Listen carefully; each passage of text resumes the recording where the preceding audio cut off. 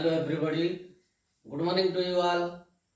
And you know that we have already completed the chapter modals.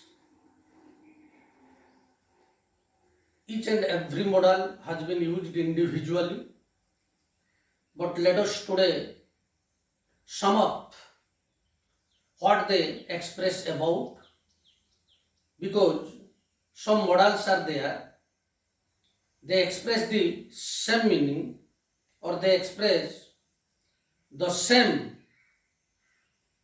sense when used in different context. And let us have a sum up of all those models. First of all, let us now come the expression number one, possibility.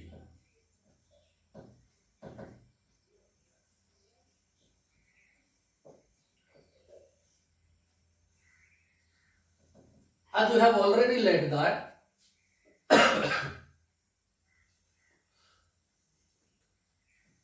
reading about the modals, we come to know that some of the modals they express possibility, which are the may, number one, can,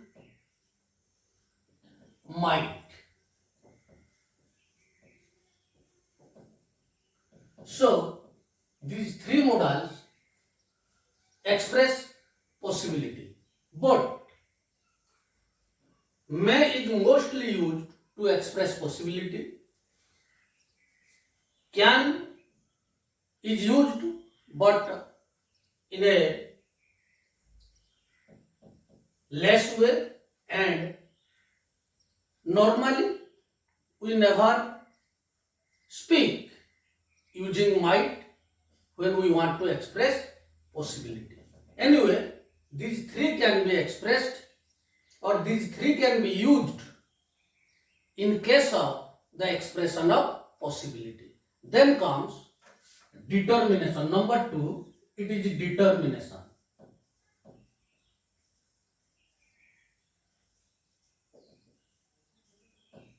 In case of determination, we have our shall, we have the modal shall, and it is mostly used in case of second and third person. Second and third persons. We know that when shall is used with second and third persons, at that time it expresses determination. Exactly, another one is will. And when it is used with first persons, both in singular and plural case. And we have already discussed all these things, so it is nothing else but summing up what it is about in order to learn the use of modals in a better way. And another modal that expresses determination is must. Must also expresses determination, because when someone says, I must be the topper or I must be the leader, at that time he expresses out of his determination that or what he wants to be. Then comes number three, permission. In case of permission, see, we have our modals like may, can, and might. These are the three modals that express permission. But mostly may is used in case of permission and can and might are rarely used at the time of speaking, because we have been habituated to speak using may to take or to give permission instead of can or might. And in the second case or second degree we may have can, but can is normally used less than that of may. So these are the three modals that express permission. Then another one we may write here, it is a request.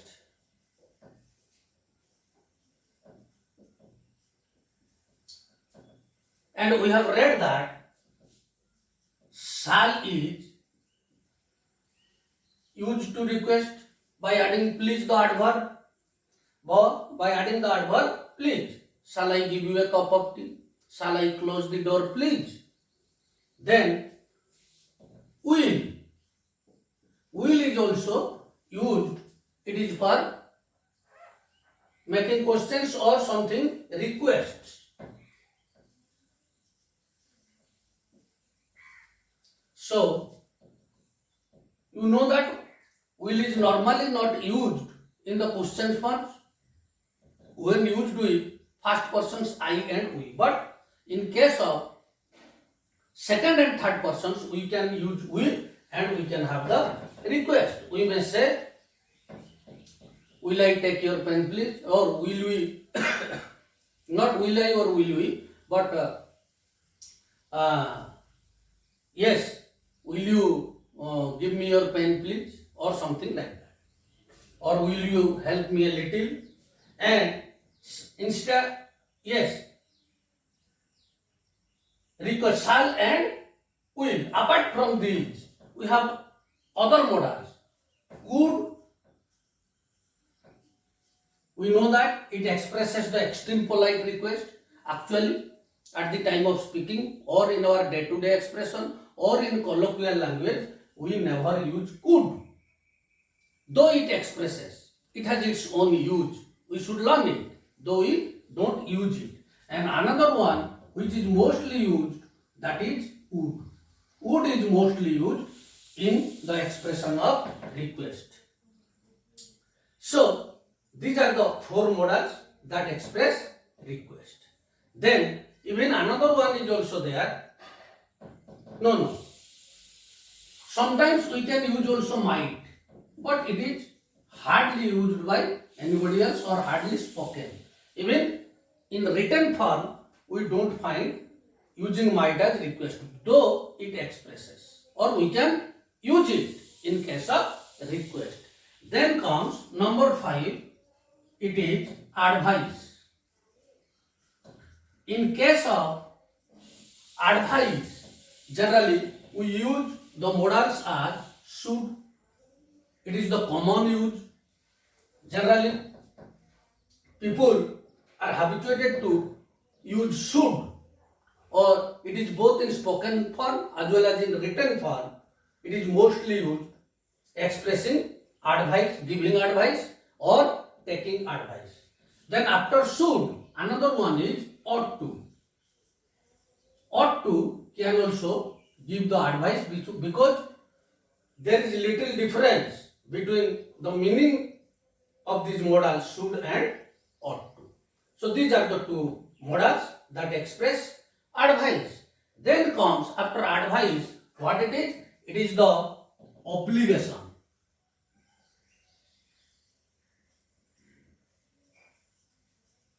Obligation.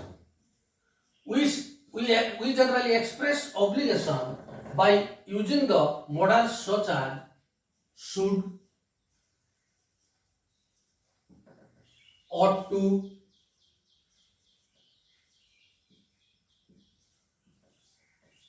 and another one even must.